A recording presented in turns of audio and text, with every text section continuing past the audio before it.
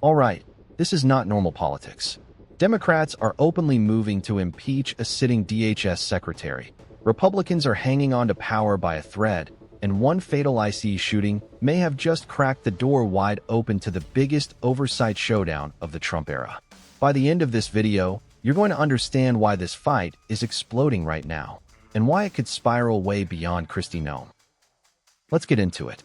All right, the impeachment is coming from sitting members of Congress, coalition leaders, and people who understand the math of the House very, very well.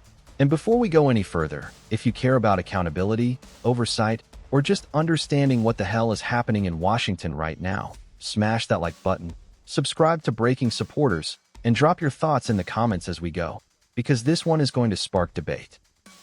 Here's what just happened. Representative Robin Kelly comes out and says, and I'm quoting the substance here, that she is impeaching Secretary Kristi Noem because she is an incompetent leader, a disgrace to our democracy, and responsible for chaos that has now spread from Chicagoland to Minneapolis. And then she drops the bombshell. One of Noem's ICE agents shot and killed an innocent woman. Mr. Speaker, I rise today on the House floor with a heavy heart for the family and the community of Renee Nicole Good.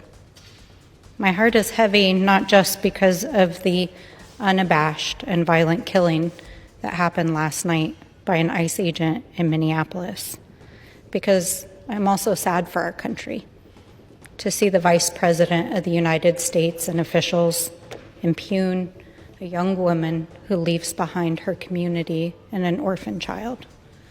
This is not our country. Shame on you.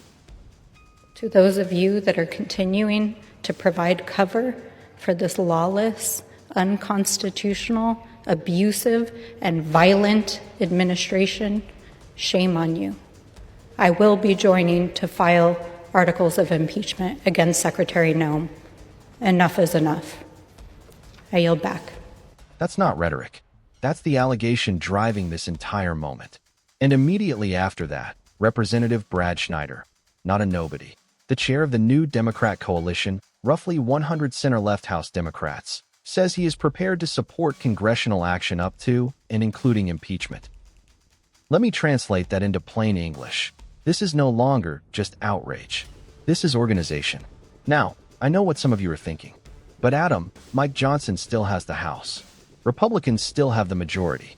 And yes, technically, but barely. And that barely is doing a lot of work right now. Speaker Mike Johnson has a 2-seat majority. Yes, 2 seats. And that drops to 1 seat after a special election in Texas next month. That's it. And we just saw how fragile this really is. Just last week, a Republican representative in California tragically passed away. And I hate even talking about it in political terms, genuinely, because a person lost their life. But the reality is, in an instant, the House math shifted. That's how thin this margin is.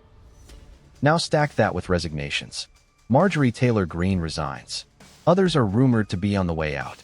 And suddenly, Mike Johnson's grip on the gavel is not secure at all. If he loses the speakership, all bets are off.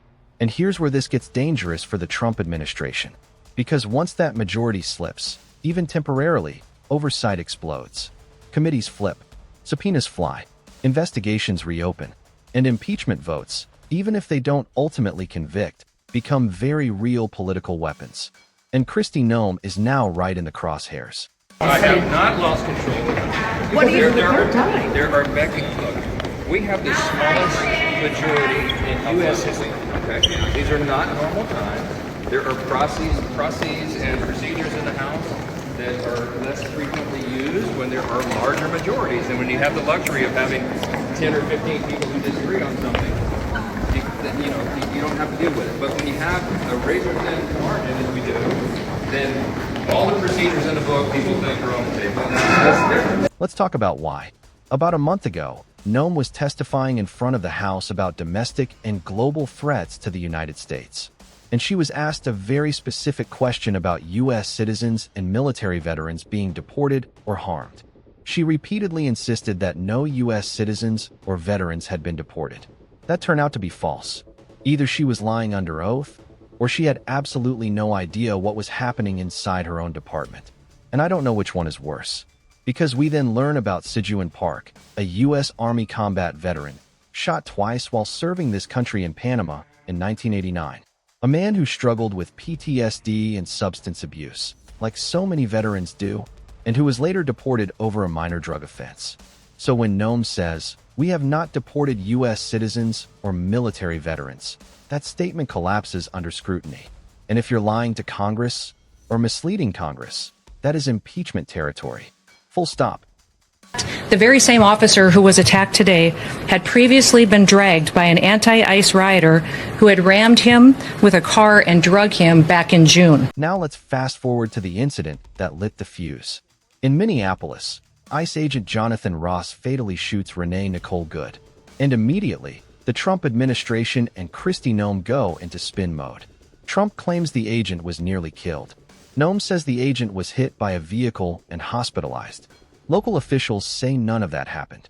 Minneapolis Police Chief Brian O'Hara states clearly that no ICE agents were injured. No hospitalizations.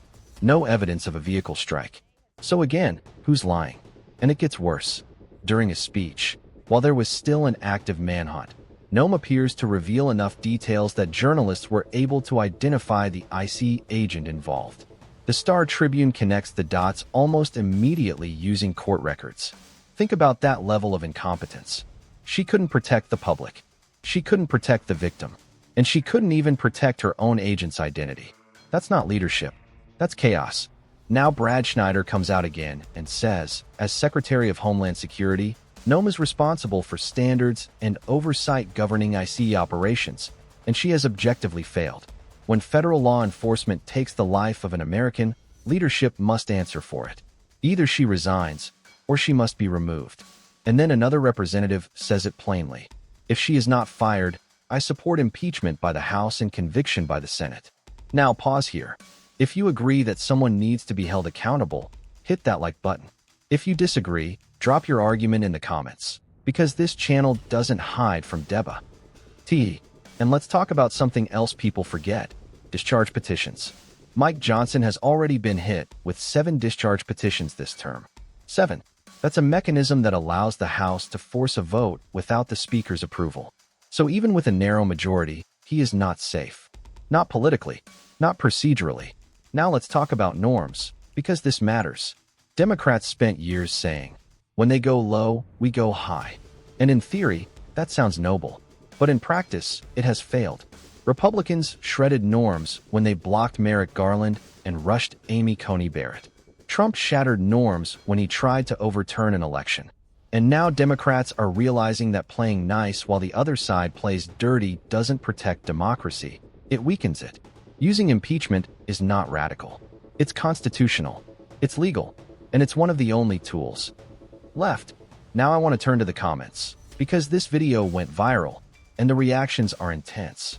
One comment says, the whole administration needs to be impeached and booted. That sentiment is everywhere right now. Whether you agree or not, you cannot ignore how widespread it's become. Another user says, we need to stay strong during this difficult time. That's the exhaustion talking.